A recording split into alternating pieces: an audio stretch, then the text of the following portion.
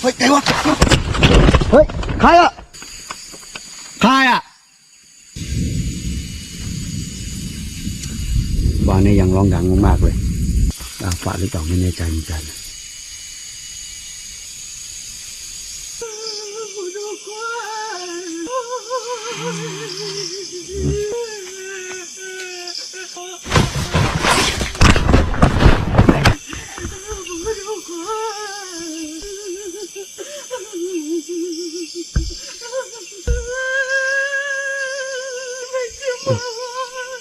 มันตาแร่นะเนี่ยมันตาแร่ฮะ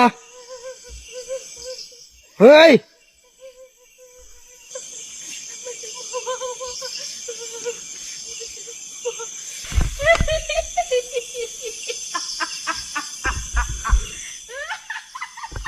ชิบหายแล้วผมโดนหลอกเนี่ย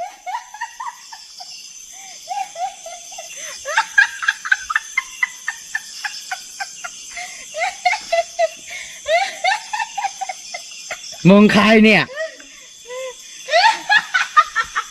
เฮ้ย